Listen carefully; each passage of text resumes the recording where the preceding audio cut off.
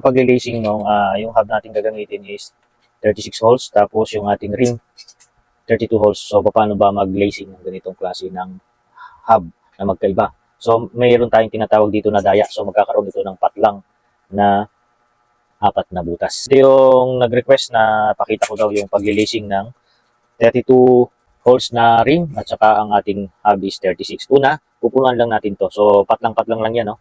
Mabilisan lang to. Una, ito, shoot natin. And then patlang tayo ng isa. May butas na patlang. Pangalawa, then pangatlo, laging may patlang. And then pang-apat. So yung apat, pakita ko sa inyo nang naka-zoom. Ayan, may patlang lahat yan sa bawat isa. Ayan. May patlang siya bawat isa. And then pagkatapos ng pang-apat na spokes natin, bibilang tayo ng dalawang butas. 1, 2. And then sa pangatlo, dun tayo maglalagay ng spokes. Then dire-diretso ulit, apat ulit na may pagitan na tig-iisang butas. Ayan. 3 and 4. So ganyan ang pattern niya, no. Pagkatapat na mayroong bakante na dalawang butas, yun, tapatan siya saka doon sa taas. So napunuan na natin yan. Pangalawa, ilagay na natin yung katapat doon sa baba. So titingnan lang natin kung ano yung katapat na butas ng ating hub. Ayan. Kung saan mas pantay, doon tayo maglagay ito. So ito yung katapat niya.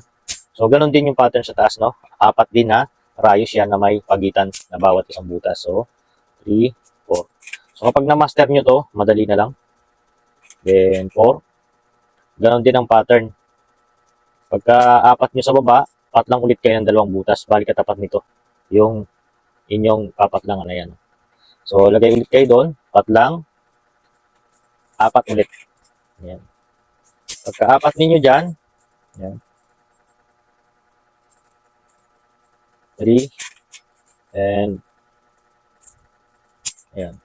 So meron na siyang patlang kabilaan. So may butas doon, patlang doon din sa baba. Then patagilirin niyo yung inyong hubs para bumaba yung rayos. Baliktarin niyo na. Ganyan lang, hawakan niyo yung rayos na pinasok niyo, babaliktarin natin. And then ganun pa rin ang procedure, no? Ngayon, ang pagkakalagay ng ating spokes ay dito. Doon sa may patlang na dalawa, itong dalawa, doon tayo maglalagay ng isa. Pagkabaliktad natin. Then ganoon na, dire-diretso lang. Yan. Yung bakante, lalagyan lang natin isa. Ganun pa rin ang procedure. Dalawa. Then, ito. And, apat. So, nakaapat tayo, no? So, dapat may patlang na, dalawang butas. So, apat, dalawang butas, doon ka maglalagay. So, apat. Ganun lang din dito. And, ganun din ang gagawin nyo sa baba. Yan. Pag nakompleto na yan, tapos natin yan. Yan. Ito yung mangyayari sa kanya. Ito yung butas, yan. Tapat. Then, ganun din yan sa kabila. Meron din yan bakante. So, bali apat. Less tayo ng apat na butas. So, magiging 32 na lang yung ating rayos dito. So, may daya yan ang tawag. Then, proceed na tayo doon sa ating ring. Dahil gumamit tayo ng 285 mm na haba ng rayos. So, masyado itong mahaba. So, mag-a-adjust tayo ng kuha ng rayos. So, ang gagawin natin dito, kung 280 to, pang-anim. Dahil 285 siya, gagawin natin 2 pang-8. So, ibabaw. Ito yung ibabaw. Bilang tayo. 1, 2, 3, 4, 5, 6, 7, 8. So, malayo to. Kasi hinahabol natin yung haba ng rayos. Ganyan siya. Halos katapat sa kabilang side. Pang-8. And then, yung ilalim, mapupunta sa ibabaw. Ayan. Pag i-kesin ninyo. Ito yung ilalim nasa ibabaw ng rayos. And then, i-kes. Then, hanapin nyo yung butas ng pito. Ito yung butas ng lagayan ng pito. Then, dito tayo maglagay ng rayos. Sa unahan. Ayan. Then, sa pangalawa. So, may patlang siya na butas, no? Ayan. Then, dalhin na natin ang nipple. So, ganyan lang ang mahirap lang talaga ito sa una kasi maninibago ka doon sa mga sumusundot-sundot na mga rayos. And then, yan. Italagay natin ang nipple. Ayan, nalagay na natin.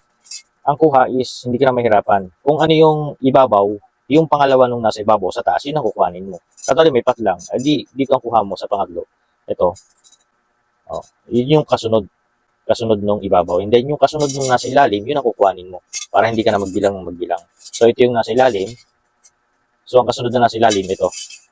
And then, kes ulit. Ayan. Then, may diktaya, no? May pagitan. So, may pagitan yan ng butas dito. And then, doon may pagitan ulit. Ayan. Okay. Then, lagyan na natin ng nipple. Ganyan lang yan. Okay. So, hanggang sa matapos, no?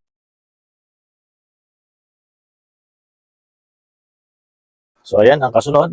Pagkatapos natin nun, ganun lang ng ganun, no? Yung sunod naman na nasa ibabaw. Ayan. Then, sunod nung nasa ilalim, ito. Okay. Then, ikes. So, hanggang sa matapos yan, hanggang maikot mo lahat yan, papunta ro sa kabilang side at makarating ka dito. So, ikat na natin yan, mahaba yan. So, ayan, pag natapos natin yung pag-lacing doon sa kabilang side, mapapansin niyo kung tama yung pagkaka-lacing ninyo, itong hubs is hila na siya. And then kapag binilao nyo, ayan, tama lang ang hila, and then nakalabas na lahat yung mga nipple. So kapag ang lacing ninyo, nakita ninyo na nakaganyan ang position, tapos nakapasok pa yung mga nipple doon sa loob, maluwag, hindi tama yun. Magdadagdag ulit kayo ng kuha ng rayos. Sumamit nga pala tayo ng 285mm, tapos naka small plugs tayo ng hubs, and then naka 700 tayo ng rim na 40mm yung lapad niya. So ganyan ang magiging itsura. So nag-adjust agad tayo. Kaya alam natin yung haba kasi kabisado na natin yun. So 285, ganito ang lacing kapag ka small plugs. Pagka malaki, ang kuha niyo is pang-anim. Baliktarin na natin kapag natapos na. Ayan. Pagkabaliktad natin, hanapin natin yung pito. Lagi natin tututukan yung pito. Ito yung pito, lagayan ng pito ng ating interior. So, itong nasa loob ng mga rayos na yan, hilahin nyo na kagad dito kasi may ipit yan. Then, dito. Ganyan siya. Then, hanapin nyo kung nasa ng tapat. Ayan, yung tapat. Yan. So, bakit tama yung pagkaka-lacing natin? Kasi, yung ating rayos, makapapansin mo, yung ating butas ng pito nandun sa pinakamalaking space. Wala dito. So, isa rin yan sa palatandaan na tama tayo sa pag-lacing ngayon. Then, lagyan na natin ang rayos to. Ng nipple to. So, ganun lang, no? And then, pagkalagay ng nipple nito, kuha ulit. And then, mas madali na yung pangalawa kasi pupunuan mo na lahat yung butas na bakante. Ayan. Hindi kang maliligaw. So, ito yung pag-lacing ng ang ating hubs is 36 at ang ating rim is 32. Mas okay yung ganung setup na ang daya nandun sa hubs. Kaysa yung daya, halimbawa, baliktarin natin, 36 holes yung rim, tapos 32 holes yung ating hubs. Pangit kasi mahirap kuhanin yung talon at saka masyadong kita yung pagkakadaya. Nandito kasi yung patlang sa rim. Unlike ito, ang daya nasa hubs. So, hindi mo mapapansin, tago siya. So, mas okay na magdaya ka yung dadayain mo yung hubs kesa dun sa rim.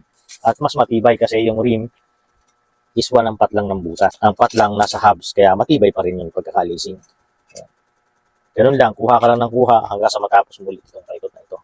So, ayan, sana nakuha ninyo, no? And then, ikat ko na, and then pakita ko na lang pagkatapos kong ilising. Ganun lang, kuha lang kayo ng kuha, 8 ng 8. So, ito, tapos na natin ilising o kumpletuhin yung isang rim set. 36 holes ang butas ng hub, 32 holes ang ating rim. So, meron tayong 4 na patlang dyan, daya, kabilaan. So, ang kuha natin dito is 8. Ang ating ginamit na rayos, 285mm, kaya medyo marami yung kuha natin pang 8. Kasi kung 280 yan or 278, 270, hanggang 4 lang tayo yan. Hanggang 6 lang. Halimbawa, 1, 2, 3, 4, 5, 6, pang 6 lang. So, pang 8 tayo kasi mahaba yung rayos.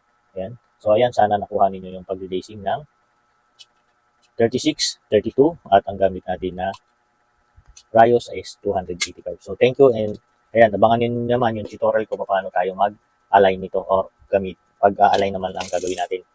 So, may mga videos na ako yan about sa pag-lacing, no? Panoorin nyo na lang. Salamat.